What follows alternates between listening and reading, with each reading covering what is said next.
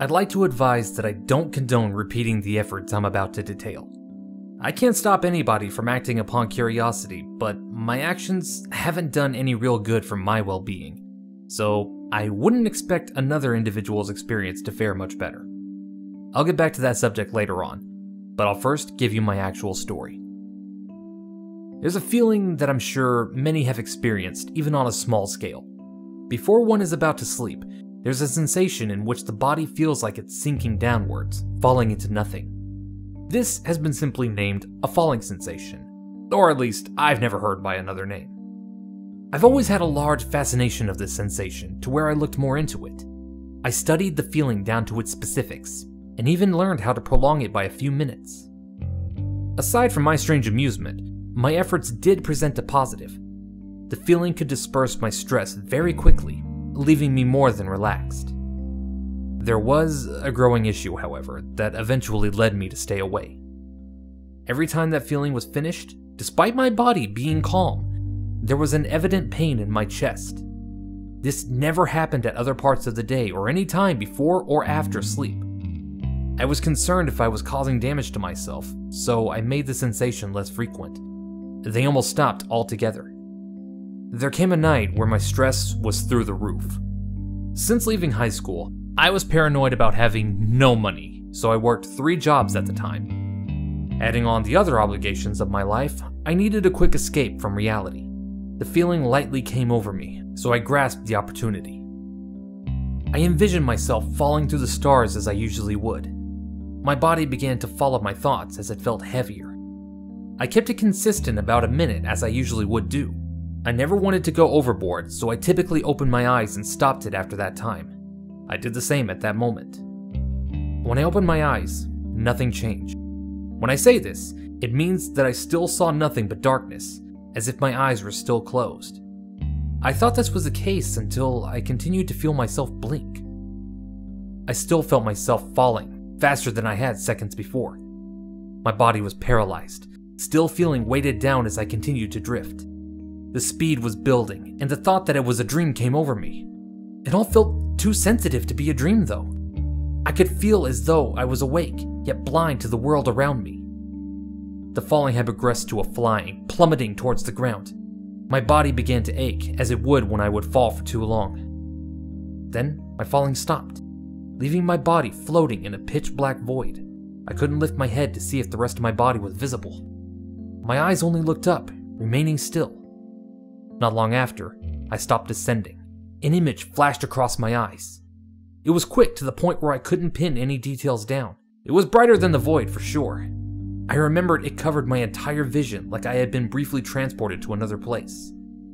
Soon, pictures flashed for longer intervals. They came one after another with an occasional frame of darkness. The pictures included places and people I recognized. They were my friends, workspaces, family members, but sometimes of individuals unknown to me. It wasn't impossible that I could have seen them at some period of time, but they were a stranger to me at the moment. An image passed that stayed longer than the rest. It was of a young man, perhaps in his 20s. He was looking directly at a camera or whatever was used to capture the moment. His hair was a short brown and his smile suggested laughter, the kind that came after telling a joke. I knew him well. His name was Leon. To bring some knowledge to light, Leon was my best friend for at least 5 years. We knew each other since my senior year in college, and we continued to be close even after graduation. I say was because he disappeared 3 years ago. From what others told me, he had vanished overnight when walking home. I came under the impression that he had left the city for another life, not saying goodbye to make it easier on the transition. Even if this wasn't the case, I like to think that way, seeing as I can never contact him successfully. A few similar images of landmarks and people rapidly flashed in my eyes, some of which I identified, but all of them felt familiar in the least. Finally, a realization reached me. They were the sights of my own eyes. They were my memories. Most of the images beyond that point didn't feel like major memories. They weren't significant scenes in time, but pictures of places and people that I might have seen at some point in my life. They were still memories of people I knew, but their expressions were not ones I recalled. Their faces were lifeless, holding little emotion. Their stare suggested no anger, happiness, or sorrow. only emptiness. There were some figures in the memories that didn't seem complete. They were partially faded, appearing blurred or otherwise transparent. I suppose the best way to describe it would be comparing it to spirit photography one can find on the internet. I didn't want to think of the figures as ghosts, but they did become more numerous as I seemed to fall deeper. There was a partial hand grasping a man's shoulder, as well as feet on a completely empty, dark street. In an image of my mother, a pair of eyes appeared to hover next to her, staring forward. The last of what I saw was more concerning. The final images were very limited in their view. There was a twisted, bruised leg, a wrecked car, its front flattened against a tree, a trail of blood on a dirt road leading off frame. Piecing the images together, I associated them to be of a car crash I had been in years before. The crash had damaged my head and its memories of the event with it. Others at the time explained that I had lost control of my vehicle, specifically a steering wheel malfunction. I had always thought that the car had some potential dangers to it. After long use without maintenance, I had just been too much of a cheap prick to get them fixed. After the crash, that didn't seem to matter. After pictures of the crash, I snapped back to reality, still lying in my bed, sweating. My chest was pounding harder than it ever had. It ached with every breath, delivering pain to my head as well. My body felt strained, like its muscles had withstood pressure for a long while. On the subject of time, I glanced at my alarm clock to see how long I was subjected to the whole event. I had been under the state for nearly 4 hours. I lied awake for a while after, with my body being in too much pain to rest. When the aches degraded, I was exhausted enough to quickly fall asleep. I don't really recall dreaming. During the next day, I was far more conscious and maybe cautious of my surroundings. I took mental notes of everywhere I went and compared almost every site to the images I witnessed. I studied people, locations, daily sights. Maybe entering the state had heightened my senses in some way. Regardless if it was correct, the ideas brought curiosity. I will say here that I take sleeping medication, which has occasionally yielded side effects, though they were all bodily based. I say this because throughout the entire day, I would occasionally hallucinate for only seconds. I would be speaking with someone and almost swear to see small parts of them change. And portions of their skin would look more pale and aged. Their eyes would turn a gray, empty shade of color. Their teeth sharpened into an array of jagged, intimidating thorns. These disturbing appearances were brief, leaving with the next blink of my eyes. The sights and thoughts by the end of the day left me in a madness. Trying to make sense of everything only worsened my confusion. The idea of the memories was the worst of it. I couldn't put them out of my head, even if what happened the night before had been a dream. While driving home, I passed a construction site. It was in its first stages where the foundation was being excavated for space. The site brought an idea to my mind about the night before, about everything that I was stressing over. The falling sensation could be brought to a level to where one falls into deep areas of the mind, where memories themselves form into visible images. There are many thoughts and sights of life that are forgotten, whether lost from the pass of time or other external causes. In this mental place, the unprocessed memories are free to be examined, and therefore recovered. It was a sort of archaeology where the deeper the soul falls, the more buried memories it can uncover. The idea was insanity to me, but it also presented an undiscovered opportunity. The potential to see distant, shadowed areas of my life was enough for me to continue focusing on the experience. It was enough for me to try it all again. I was prepared to start the following night, where my next day was free. I remembered that after the last time, my chest was in an alarming pain by the end. The risk of this being worse almost made me back off, but I thought about what I could find through the struggle. Even if there were no significant answers to be uncovered, the discovery of the phenomenon was enough to tell about. I laid down, relaxed, and imagined the same feeling as before. It was only a few minutes until I began to feel it build. Typically, I would need to concentrate for as long as an hour to bring my sensation to its highest intensity, but it only took a few minutes with my concentration. My eyes closed and tension began to spike throughout my muscles. I tried to imagine peaceful stars, but I was more focused on preparing for whatever uncovered memories would be recovered.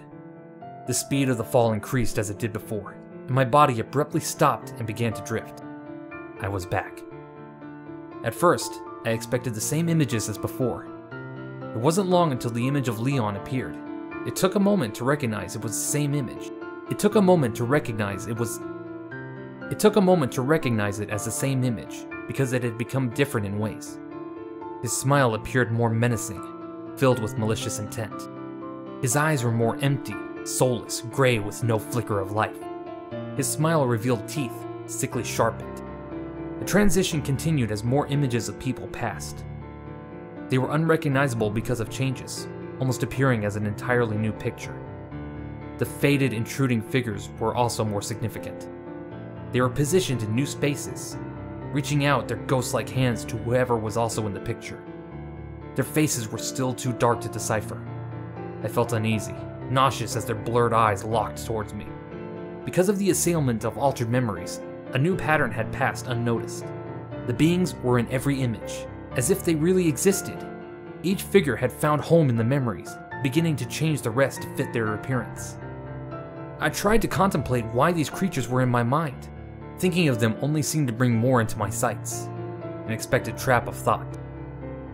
I snapped back to my objective of discovery, specifically of what might have happened to Leon. For all I knew, the answers to his fate didn't exist in my memories. He could have disappeared in an event unrelated to me, and I could have been wasting my time. My past closeness to him still got the best of my efforts. A repeated memory appeared for longer than the rest. It was one of the few that I recognized from the earlier night, my last time falling into the void. There was a view from inside a car on a dim, unpopulated road. I made a connection to the image of the wrecked car, the accident I experienced years ago. Finding an explanation for that alone would be worth the effort, even if I was watching punishment for my ignorance. The view was still from the driver's seat, looking forward. Because it stayed in my vision for a longer moment, I was able to examine it more. The image was distorted, blurred to a degree.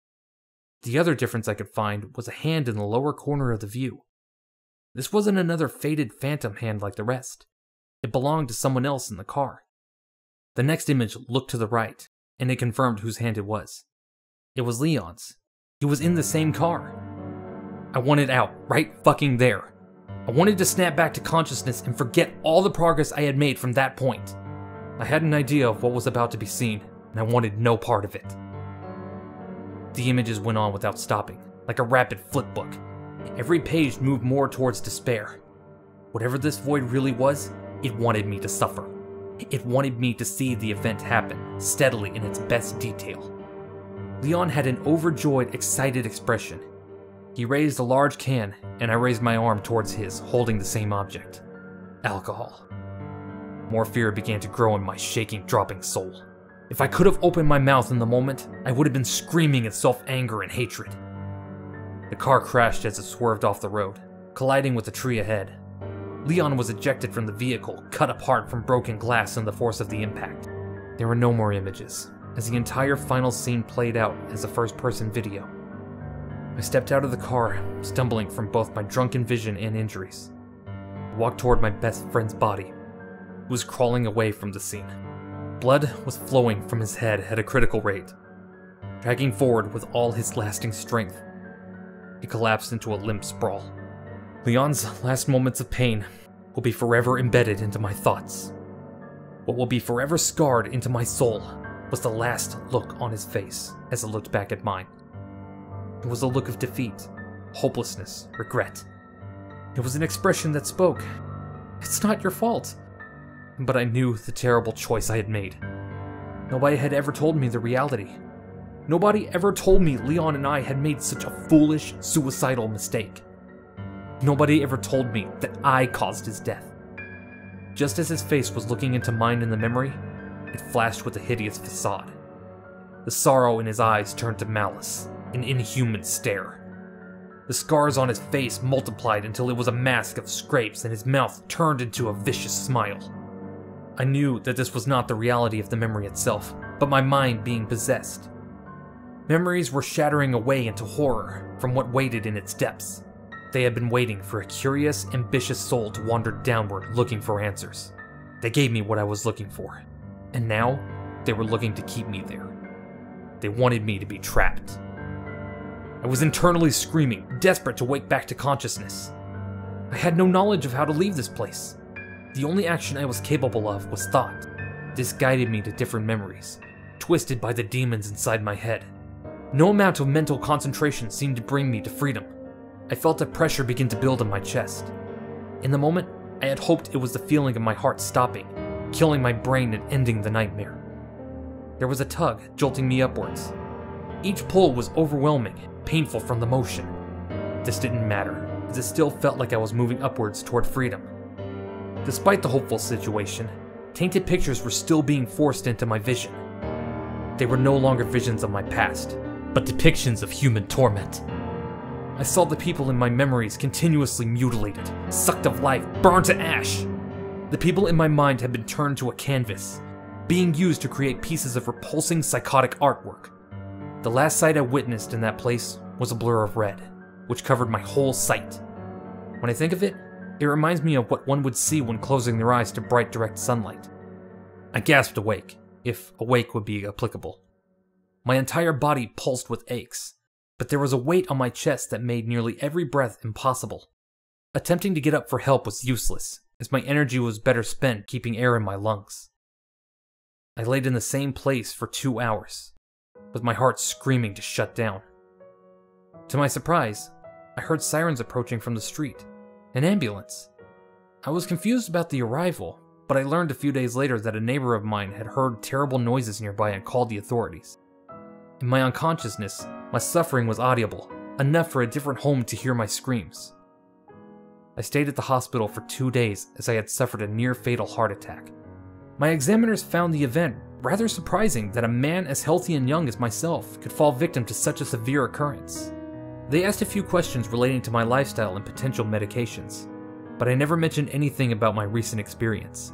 I was too tired to go through the entire story, or to be judged as insane. Once I was released, I had the idea of speaking with others. Maybe my friends would tell me why they lied, especially about someone so close to me. I decided against it. I'm sure others were mourning enough without me trying to bleed explanations from them. All I have to do now is think how my last few months could have gone differently. I think about what it would be like if I had never discovered the ability to fall into what I believe to be an undiscovered section of my mind. My life continues as much as it can, but I find it difficult to concentrate with those burning images in my thoughts. There's so much guilt inside me now that I don't see old friends anymore, or even family. I can say that I've had ideas of suicide, but only time will tell if I become that desperate. Now, with my story concluding, I reach the part where the listener begins to associate themselves with the experience I had. With such discovery comes the idea of it being used for personal desire, or even just reckless adventure. I reach the part of the story where you think about trying it all yourself. And with this comes the part where I try to warn you. Based on what I've described, here's the best explanations I can give for what went wrong. I'll first present the notion that we all forget certain memories for a reason. There are parts of our lives that seem to fade from our minds that we run to again. There's an idea that in knowing everything, especially about ourselves, we are brought to a level of peace. Humans weren't born to have a constant peace of mind, as much as we wish for it. In looking for all your memories, the only feeling you'll find will be regret, anger, and frustration that you caused something that can't be undone. But hey, your life's not bad, right?